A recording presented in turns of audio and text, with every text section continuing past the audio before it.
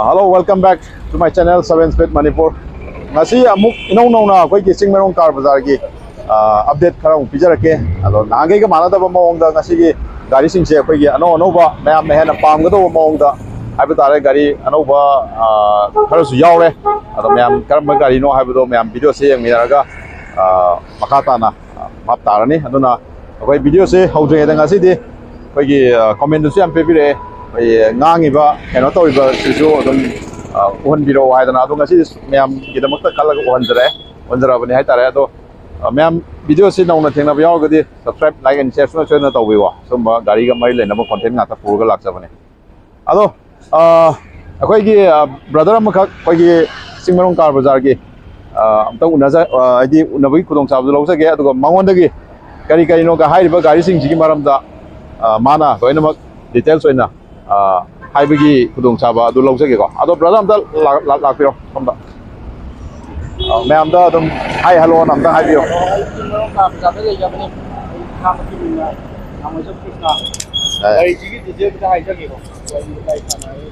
ado koi brother de ngasi gari sigi details se khaminar ji ko ado ayan hanbada koi brother na sigi haiba gari sigi matanga samlapa details gari se karbam model no adagi karamba bere no adagi kilometer na kya chang thore adagi magi price na kya no have do details so habitang mayam da habiyo si gari si Alto si LXI ni ko bere se aduga 2009 gi model ni si number yaure aduga maman na kaino oiba la amaga lising yang kai mga Manipur smart card number yaure number lo yaure kilometer se sang na gi yengina kilometer sang ko habitang manung habitang utpiro adum manung gisu interior su ay habitang mayam dum uhalage ko manung gi habitang utpio magi interior design jam tang kamai to ge mayam da adum gari se mayam na yamna khoi gi pam na ji sina ba ya ba gari makhal du ne color option ji yamna ingna fajaba khoi gi bluish color habit su sang bu ko yamna fajaba khoi maningom sai chem tang utpio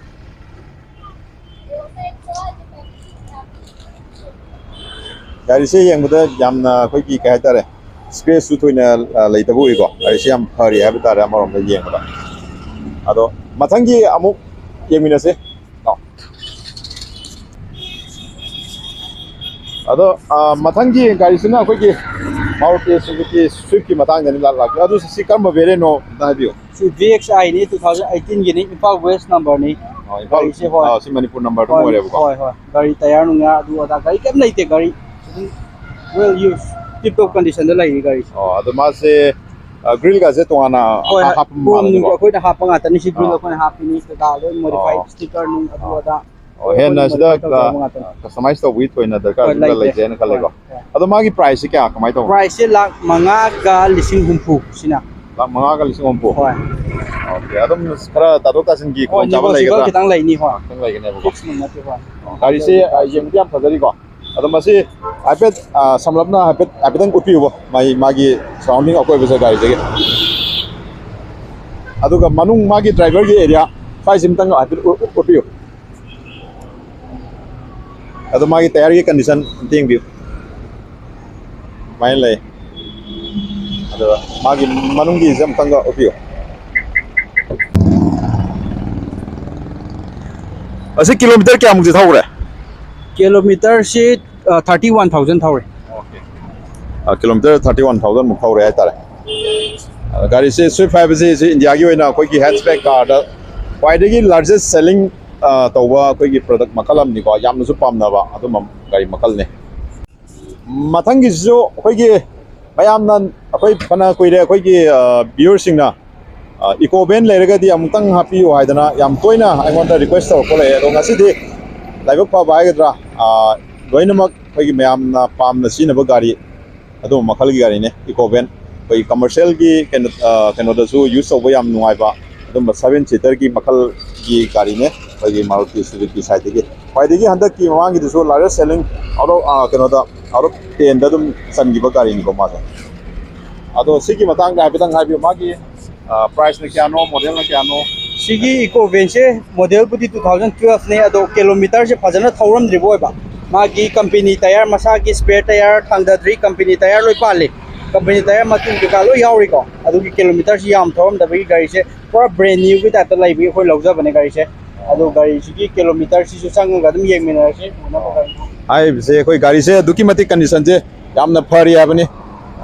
khoi gi masagi company tire adi masagi everything loinak khoi company fitted ngate lai sing je khoi gi anouba extra keno amta laite loinak gari scratch nung kai thoi kasu thodong nai yaw du bui go ado magi chaka je amtang tire ga semti amta wolo ai adu ga manungi keno ga je manungi set ki adagi dashboard ka do amte Scorpio adagi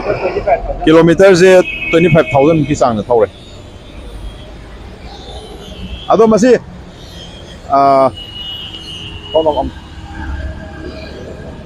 price si kai no number yaure manipur number yaur ga si se 285 pau ka do pe 285 koi negotiable kitang budi lai ni ado mayam sigi khudong chaba je mangan bi gano ai de gari se eco van je aduki matik demand le adono first come first serve ne akoi gi Ahanba lakum ni da khudong chaba dum pija gani go sigi keno je maman mayam tabir ko 2.85 mai le Ajik mathangi gari lakadoi je sigi magi details se hapetang hai biu mayam da Verna 1.4 Imphang West number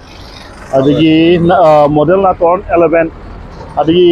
maman na ko gi lupa la ni ga lising tara maman se tum lorum dai na ne ko sabu yani ko kilometer kyam ki kilometer 80,000 something running 80,000 hoi mathang gari condition ja hapetang ko gari condition je running ne oi gari gi manung gi interior am ting bio koi silai ri ba film koi screen touch yaure ko bluetooth na singba makhal na kya gi koi facility le re mani gi ja hapetang ko koi mathangi gari se i20 ne ado i20 se karamba model no adagi karamba variant no adagi ma se kilometer kaya moyam thaure some koi basic details kara dum yam da share kitan tobiyo masigi i20 si Ahanba owner di koi kanu punya showroom gi gari ni used to ne lai ado magi Verna sports hai tare i20 sports adagi magi model na 2011 last magi price na 270 negotiable ni cost jo koi tasina customers na pam basina choice to ga pam hai ta di abo hai ri ga si mamal se negotiable adum khara loina leigani du gari di tip top pra good condition is di adu magi koi gi mayam na yam na hang ko question na harga de koi gi loan gi system EMI gi facility laibra na koi toina hangba question na musle adu kitan clear am to tobiyo EMI gi facility je gari khudmak loina lei gari khudmak loi lei da parking gi space khudong cha da bana gari sing adu sida ko display to bangam jada bani any apam customer ara ko khudima gi gari gi EMI khudong chab le du bu to bu EMI gi khudong chab se imphal area hai tare masi da oina yam ba focus ayam piji hai tare ato ko dik tang mathang step to lakse ge na imphal area do na ko EMI khudong chab piji ri su ko ge na gari se koi gi first owner oibra na tragana ma je owner kya suba first owner ne ruga mathang leibi gi dori ba SYZ any person hai tare pami aduna second owner ta na ba first owner ra lei jari the magi manungi akogi details id manungi interior ki hapetang yeng jaga tare samna ba manung gamta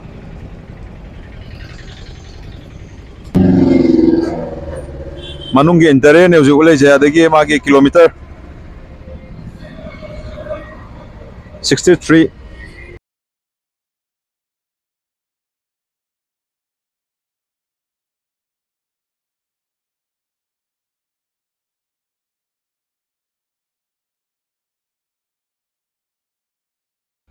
sisina maning lom dagi magi look sai tare sports sida lai jare sports magi variant ni si thar jigo adum gari se neat and clean yam nan na ko aduna lai je ha tare gari se okay hauzik lai jari besina koi gi eco sport hauzik ja ina lai jari se keno ne yum amadani sai gi gari gi parking gi kitang problem leibidagi gari se koi putok pa yadaba haitare aduga yi sida uchara bani ko myam morok biroi adu gari se koi Manipur number da all kanda jeki magi leiba price se 3,70,000 smai leigo adu gari yam nungai ba gari ni koi gi 4 meter gi SUV gi magi segment leiba dum SUV makalam ni ko iko sport ana ko adu masi koi gi major scratch kumba kaishu thodopa leiba ude ko gari si yengmuda dum habit gari se koi namtang satho yengchi ko si udring si gi magi tire gi condition something utbiu ko okay ado masi hauji kilometer 61,000 muki chang thore ma gari ado yengtang hangkok charaki ko anung do habitang kilometer zu habitang utbiu adu manung gi dead box amtang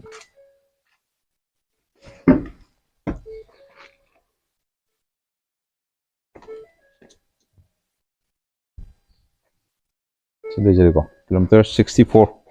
one have 64 loin ma condition je dum lingi have tare gari gi manung gi interior je dum tang premium ne sa dum fana lai ko gari je set ki leather je dum khana dum pari ari maning lom su have tang jeng ne si ko gari gi maning gi condition jeng bi ko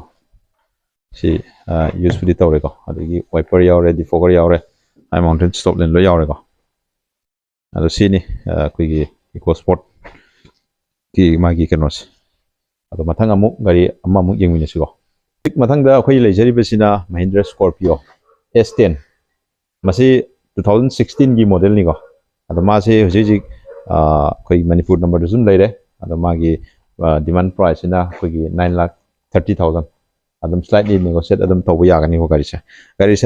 gari condition doki matik fari have tare ko khoi gi isum yeng maganda gari sigi kitang faida khoi gi den kumbal laiba kachu tedopa yabu ude ado magi uji fawda kilometer thaurise 57,000 kilometer mukti thaurego loina maxi projector adi corner lamp loimak yamna light system yam ong ta na yaurigo gadi alloy ne adigi tire condition am ting bi yam condition yam tina farigo condition yam tin fari aduga magi interior du abidang dengan jage ko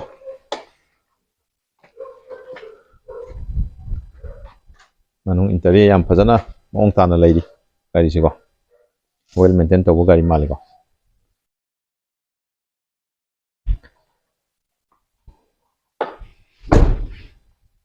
ade maning lom side na sini laiba khoi gi magi gari sigi magi condition de yam madam fazana neat and clean na gari yam leidi kan khoi gi gari adum ihan halli habaga samana re samna harada sensor ga lo yawe ko mai cha mai di keno ga lo yaw sare ado sini khoi gi hujik new generation Scorpio en na taba khoi classic to adumaki khoi condition dunem lai se guys yar hujik makoi mathang do laiba gari si jo khoi samane khoi gi Bolero ni Mahindra gi top model ni ko ado masi 2020 gi model ni aduga magi price demand jina 9.5 smile lai ko ado masi pura khoi gi brand new ga samana ri ko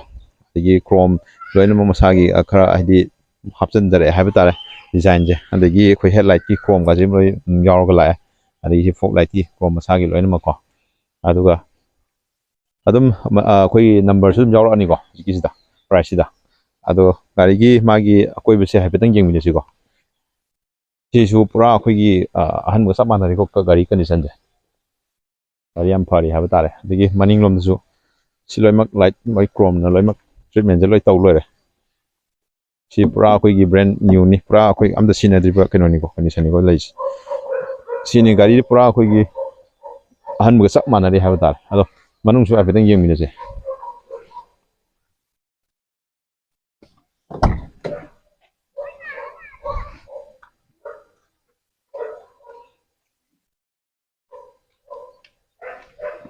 ado hojik manung gi interior su yam neat and clean da leiri ado magi kilometer su koi 35,000 muki range su phau sin da ngari ko ari yam lingi habitare adagi koi gi tire gi condition adum yeng biro sidum khangani mem